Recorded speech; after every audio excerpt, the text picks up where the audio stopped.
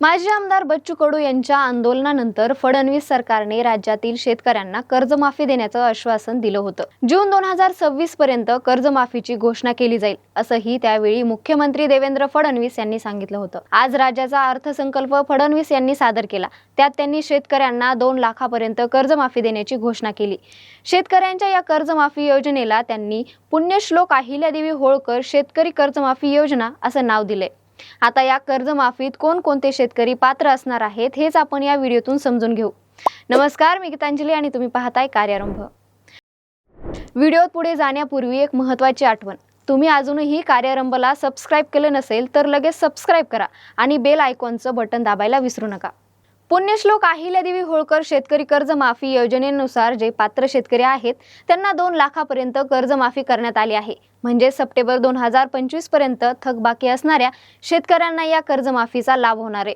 तुर्तास तरी मुख्यमंत्र्यांनी आपल्या भाषणात पात्र असा शब्द वापरला असल्याने सरसगट कर्जमाफी मिळण्याची शक्यता दिसत नाही असं यातून दिसते। म्हणजेच कदाचित सरकारला इन्कम टॅक्स भरणारे शेतकरी, सरकारी नोकरदार, नोंदणीकृत सावकार, शेतीला उद्योग म्हणून कर्ज उचललेले शेतकरी आदींना या कर्जमाफीचा लाभ मिळण्याची शक्यता दिसत नाही। शिवाय सरकार कुठलीही मदत देत असताना 2 ते 2.5 हेक्टर पर्यंत मदत देते।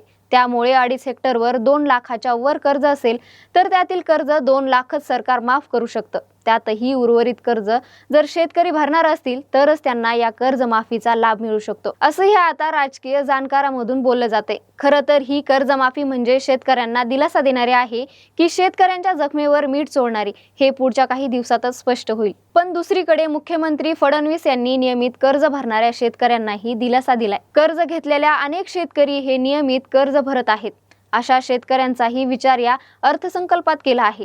जे शेतकरी नियमित कर्ज भरत आहेत त्या शेतकऱ्यांना 50,000चे अनुदान दिले जाणार आहे। दरम्यान या कर्जमाफीसाठी एक समिती स्थापन केली होती अशी माहिती फडणवीसांनी यावेळी दिली आहे। कर्जमाफीची घोषणा करताना मुख्यमंत्री देवेंद्र फडणवीस म्हणाले, राज्यातील बँकिंग यंत्रणा सक्षम असावी, यासाठी शेतकरी वारंवार कर्जबाजारी न होता त्याला कायमस्वरूपी कर्जमुक्त करण्याचा शासनाचा संकल्प आहे।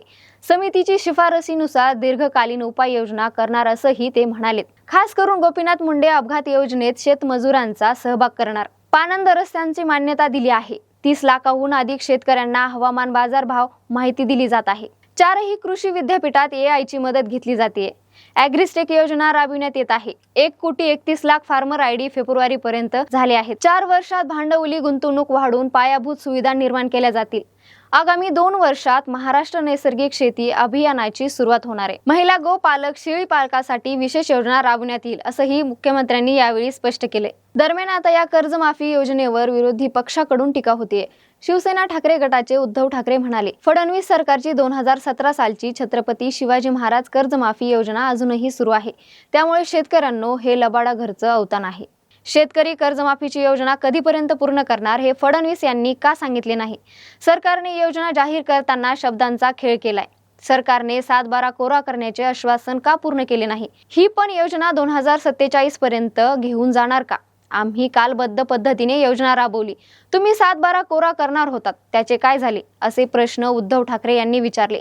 शेतकरी नेते रविकांत तुपकर यांनी देखील या कर्जमाफीवर नाराजी व्यक्त केली। ते म्हणाले, कमीत कमी 5 लाखापर्यंतच्या शेतकऱ्यांना कर्जमाफी दिली पाहिजे। त्यात सोयाबीनला योग्य भाव देण्यासंदर्भात ही घोषणा व्हायला पाहिजे होती, मात्र तसे झाले नाही असे ते म्हणाले। स्वाभिमानी शेतकरी संघटनेचे माजी खासदार राजू शेट्टी म्हणाले, जशी शेतकरी कर्जमाफीला 2 लाखाची मर्यादा घालण्यात आली तशी उद्योगपतींनी 16 लाख कोटींचं कर्ज राईट ऑफ करताना किमान 2 कोटींना मर्यादा घालण्याची हिंमत मोदी फडणवीस यांच्यात का नव्हती?